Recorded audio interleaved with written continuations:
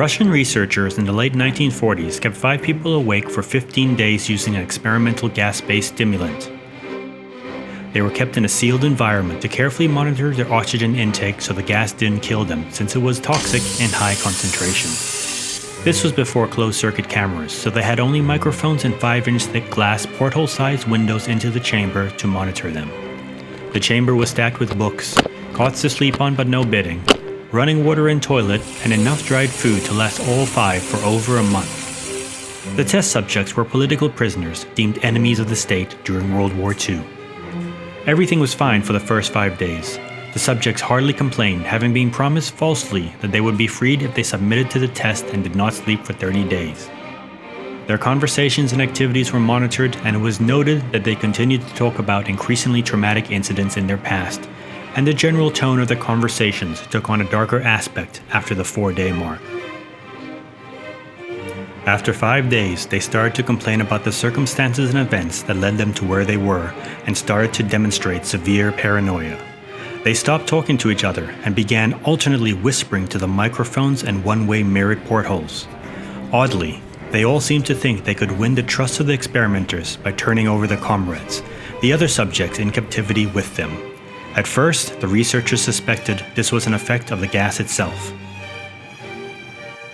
After 9 days, the first of them started screaming. He ran the length of the chamber repeatedly yelling at the top of his lungs for 3 hours straight. He continued attempting to scream, but was only able to produce occasional squeaks. The researchers postulated that he had physically torn his vocal cords. The most surprising thing about this behavior is how the other captives reacted to it, or rather didn't react to it. They continued whispering to the microphones until the second of the captives started to scream. The 2 non-screaming captives took the books apart, smeared page after page with their own feces, and pasted them calmly over the glass portholes. The screaming promptly stopped. So did the whispering to the microphones. After 3 more days passed, the researchers checked the microphones hourly to make sure they were working, since they thought it impossible that no sound could be coming with 5 people inside. The oxygen consumption in the chamber indicated that all 5 must still be alive. In fact, it was the amount of oxygen 5 people would consume at a very heavy level of strenuous exercise. On the morning of the 14th day, the researchers did something they said they would not do to get a reaction from the captives. They used the intercom inside the chamber, hoping to provoke any response from the captives they were afraid were either dead or vegetables. They announced, "We are opening the chamber to test the microphones. Step away from the door, lie flat on floor. You will be shot. Compliance will earn one of you your immediate freedom." To their surprise, they heard a single phrase in a calm voice respond, "We no longer want to be freed." Debate broke out among the researchers and the military forces funding the research. Unable to provoke any more response using the intercom, it was finally decided to open the chamber at midnight on the 15th day. The chamber was flushed of the stimulant gas and filled with fresh air, and immediately voices from the microphones began to object. 3 different voices began begging, as if pleading for the life of loved ones, to turn the gas back on. The chamber was opened and soldiers sent in to retrieve the test subjects. They began to scream louder than ever, and so did the soldiers when they saw what was inside. 4 of the 5 subjects were still alive, although no one could rightly call the state that any of them in as life. The food rations past day 5 had not been so much as touched. There were chunks of meat from the dead test subjects' thighs and chest stuffed into the drain in the center of the chamber, blocking the drain and allowing 4 inches of water to accumulate on the floor. Precisely how much of the water on the floor was actually blood was never determined.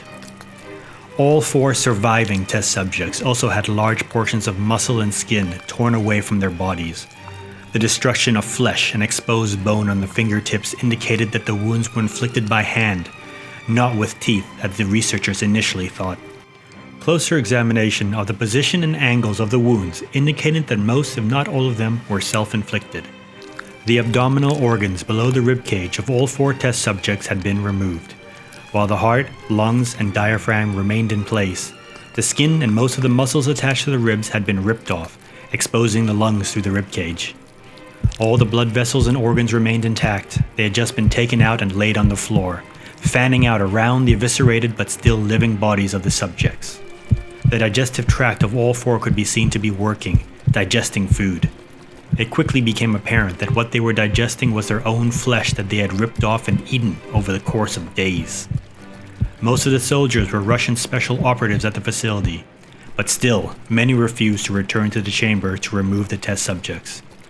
They continued to scream to be left in the chamber and alternately begged and demanded that the gas be turned back on, lest they fall asleep.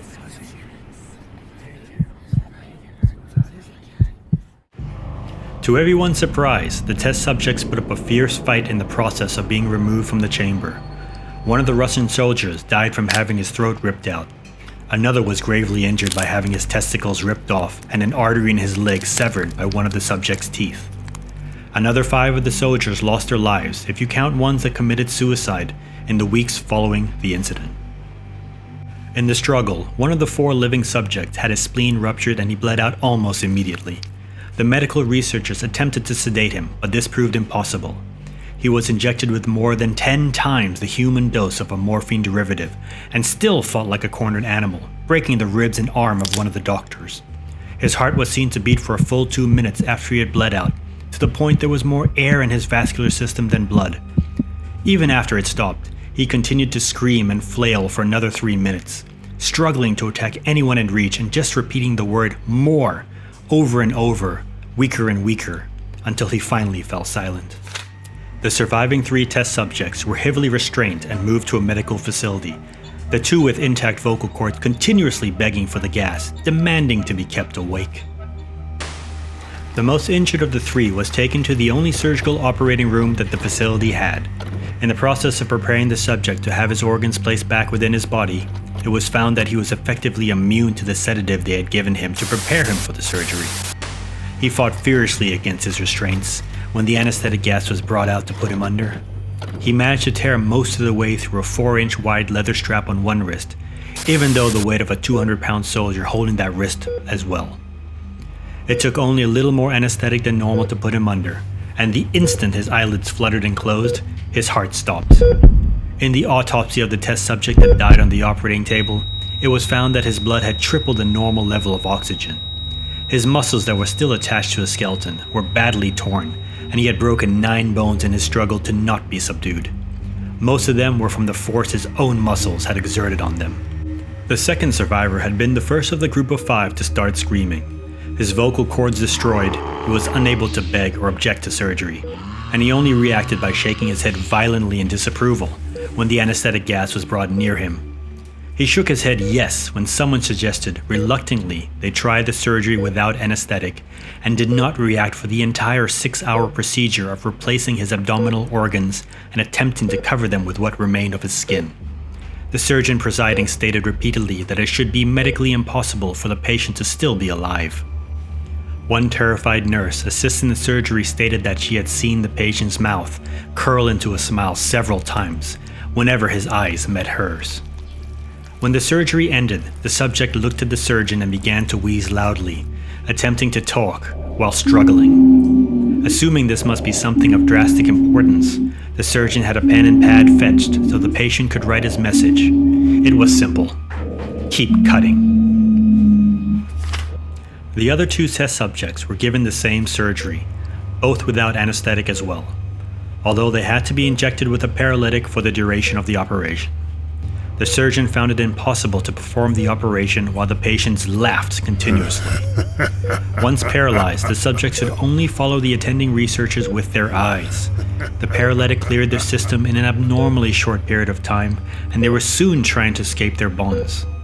The moment they could speak, they were again asking for the stimulant gas. The researchers tried, asking why they had injured themselves, why they had ripped out their own guts, and why they wanted to be given the gas again. Only one response was given: I must remain awake. All 3 subjects' restraints were reinforced and they were placed back into the chamber, awaiting determination as to what should be done with them. The researchers, facing the wrath of their military benefactors for having failed the stated goals of their project, considered euthanizing the surviving subjects. The commanding officer, an ex-KGB, instead saw potential, and wanted to see what would happen if they were put back on the gas. The researchers strongly objected, but were overruled. In preparation for being sealed in the chamber again, the subjects were connected to an EEG monitor and had the restraints padded for long-term confinement. To everyone's surprise, all three stopped struggling the moment it was let slip that they were going back on the gas. It was obvious that at this point, all three were putting up a great struggle to stay awake. One of the subjects that could speak was humming loudly and continuously. The mute subject was straining his legs against the leather bonds with all his might, first left, then right, then left again, for something to focus on. The remaining subject was holding his head off his pillow and blinking rapidly. Having been the first to be wired for EEG, most of the researchers were monitoring his brainwaves in surprise. They were normal most of the time, but sometimes flatlined inexplicably. It looked as if he were repeatedly suffering brain death before returning to normal.